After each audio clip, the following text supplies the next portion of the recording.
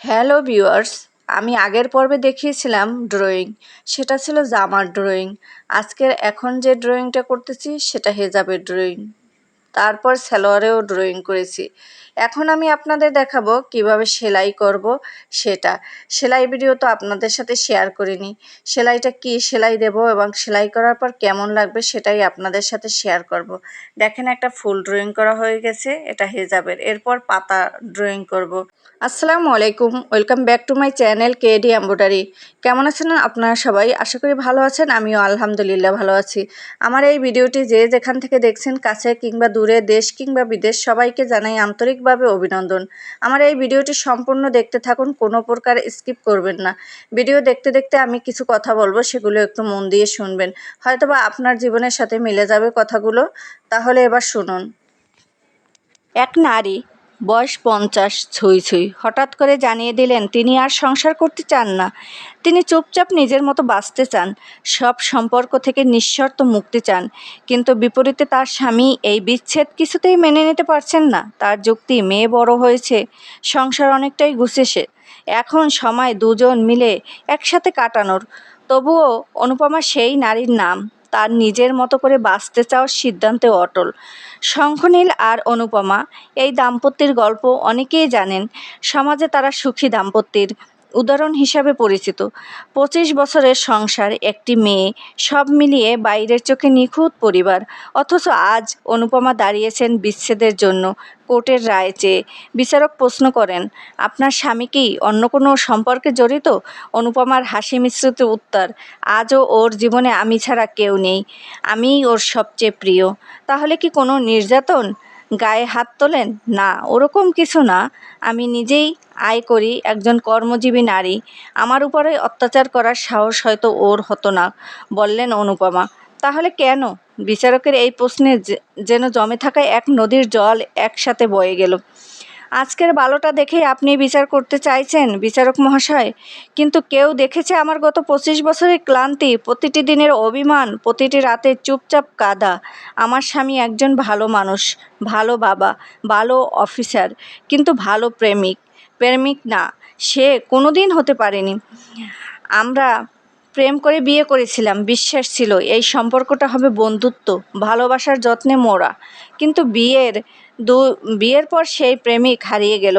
বউ হওয়া মানে রান্না শেখা, কাজের ভার নেওয়া, শাশুড়ির অপমান সহ্য করা, এসবই যেন স্বাভাবিক হয়ে গেল।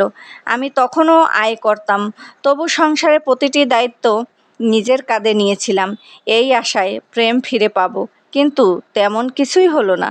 শাশুড়ির গঞ্জনা, শারীরিক কষ্ট, অফিস আর ঘরের চাপ, সব কিছুর মাঝেও আমি চাইতাম আমার স্বামী একটিবার পাশে এসে বলুক, চলো আজ দুজন মিলে কাজ করি। কিন্তু সে চুপ থেকেছে। সন্তান হওয়ার পর শরীরে কিছু বদল এলো, চোখে ঘুমের অভাব, কালি গায়ে ক্লান্তি। তখন আমি বুঝলাম তার দৃষ্টিতে আমি কেমন যেন অচেনা। অফিসের চটকদার সহকর্মী তার কাছে হয়ে উঠল বেশি গুরুত্বপূর্ণ। আমি শুধু এক সংসার সামলানো মানুষ, প্রেমিকা নয়। একবার নয়, বহুতবার বলেছি আমি আবার প্রেম পেতে চাই, তোমার প্রেমিকা হয়ে থাকতে চাই। সে শোনেনি। আমি তবুও থেকেছি, কারণ মেয়েটার মুখের দিকে তাকিয়ে বাবার স্নেহ থেকে তাকে বঞ্চিত করতে চাইনি। কিন্তু আমার স্বামী, সে কি একবারও আমায় অভিমান বুঝতে চেয়েছে? সে আমাকে দিয়েছে সবচেয়ে ভালো বউয়ের খেতাব, বন্ধুদের সামনে আমার সহ্য শক্তির প্রশংসা করছে, কিন্তু নিজের ভালোবাসাটা কোনো দিন তুলে দেয়নি। আমি তার একটিবার পাশে থাকাও পাইনি, একটিবার জিজ্ঞেস করাও পাইনি তুমি কেমন আছো। সে নিজের মতো জীবনের স্বাদ নিয়েছে, বন্ধুদের সাথে ঘোরা, রাত জেগে আড্ডা, নিজের সময়কে নিজের মতো করে কাটানো। কিন্তু আমার সময়? আমি 25 বছর সংসার করেছি, 23 বছর মায়ের দায়িত্ব পালন করেছি, নিজের জীবনকে ফুরিয়ে দিয়েছি যেন, বিনিময়ে আমি পেয়েছি শূন্যতা। তবে আজ আর না। আজ আমি শুধু একজন বউ হয়ে বাঁচতে চাই না, আমি স্বাধীন মানুষ হয়ে বাঁচতে চাই। আমি সকালে সূর্য দেখার সময় চাই, রাতের ডায়েরির পাতায় নিজের অনুভব লেখার সময় চাই। আমি চাই নিজের অনুভব লেখার সময়। আমি চাই না ভোরে ওঠো কারোর জন্য চা বানাতে গিয়ে আমার ঘুমটা কেটে যাক। আমি একটু সুখ চাই নিজের মতো করে, একটু শান্তি চাই যেটা কাউকে বোঝাতে হয় না, একটু ভালোবাসা চাই নিজের জন্য।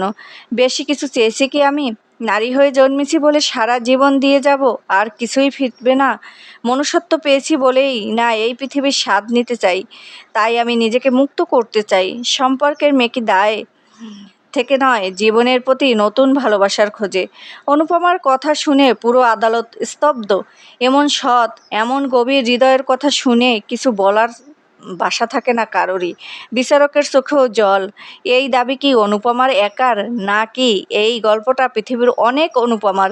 কারো জানা নেই। তবে এটুকু বোঝা যায়, জীবনের প্রতিটি সম্পর্কের হৃদয় ছুঁয়ে যাওয়া ভালোবাসা না থাকলে তা শুধু দায়িত্ব হয়ে পড়ে। আর দায়িত্ব মন তুষ্ট হলেও আত্মা হয়তো চুপি চুপি কাঁদে। সবাইকে ধন্যবাদ।